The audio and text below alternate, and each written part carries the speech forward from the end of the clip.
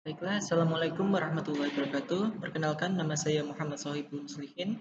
Pada kesempatan kali ini, saya akan menjelaskan bagaimana cara packing barang atau manajemen packing barang. Seperti yang kita ketahui, bahwasanya saat kita mendaki ataupun melakukan perjalanan penjelajahan, kita perlu membawa perbekalan. Dan perbekalan itu sangat banyak tentunya, menyesuaikan berapa atau berapa banyak perbekalan yang kita gunakan dalam penjelajahan tersebut. Nah, untuk tujuan dari manajemen packing ini, yang pertama untuk menata barang agar mudah untuk diambil kapan kita memerlukannya. Selain itu, agar barang-barang kita tidak overload.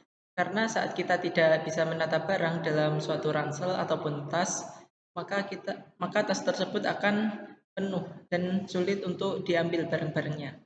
Nah, pengemasan barang yang pertama, letakkan barang-barang yang berat atau yang berat berada di dekat punggung. Bagian berat kiri dan kanan haruslah seimbang. Jadi benda-benda berat seperti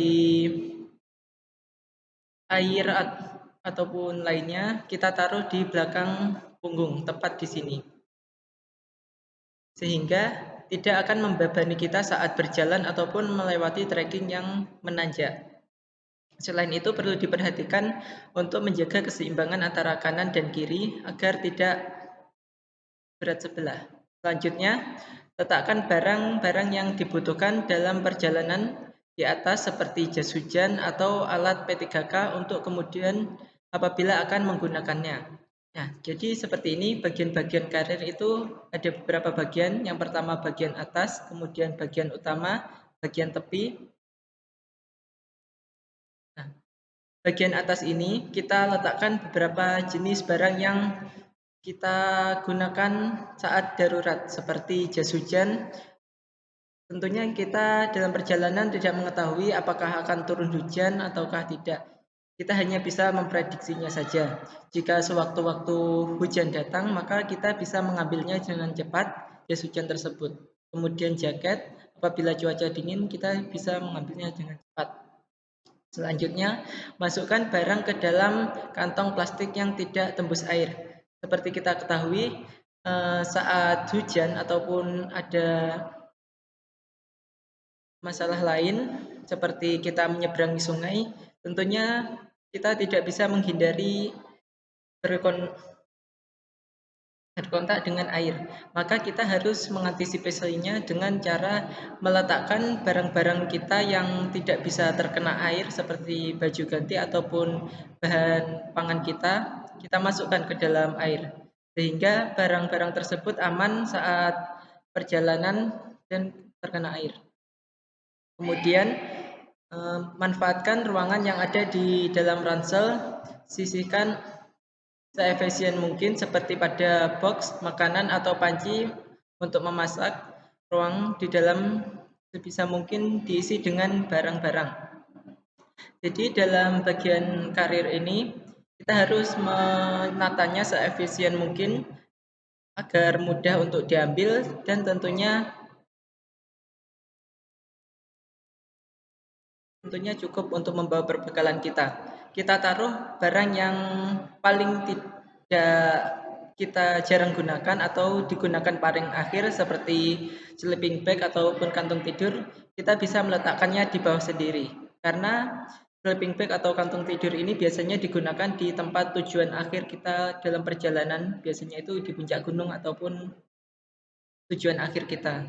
Selanjutnya tenda ataupun sebagainya kita juga bisa meletakkannya di bawah. Kemudian kantung makanan. Kantung makanan ini tentunya kantung makanan yang makanan berat seperti beras ataupun perbekalan lainnya yang perlu dimasak. Sehingga kita tidak memerlukannya dalam waktu cepat ataupun di saat darurat.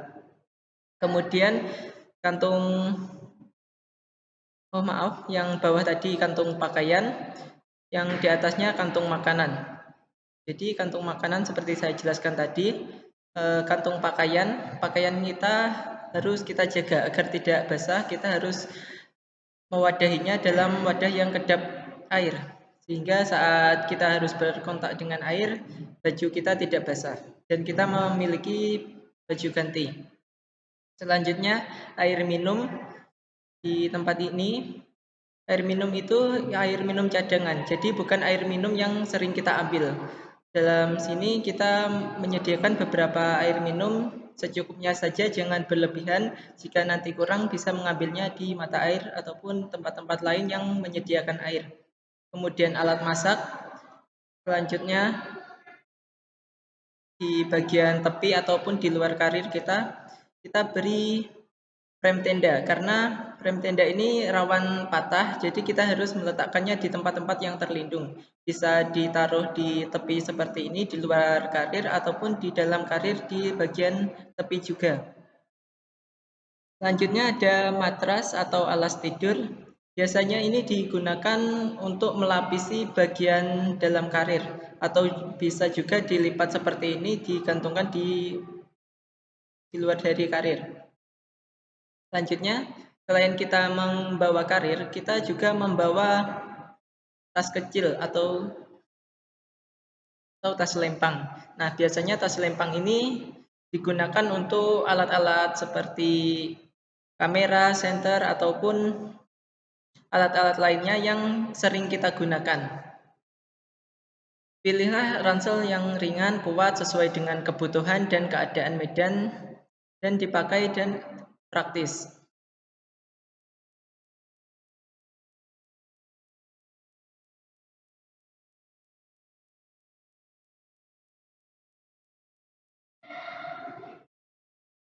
Sekian penjelasan dari saya, atas kurang lebihnya mohon maaf. Wassalamualaikum warahmatullahi wabarakatuh.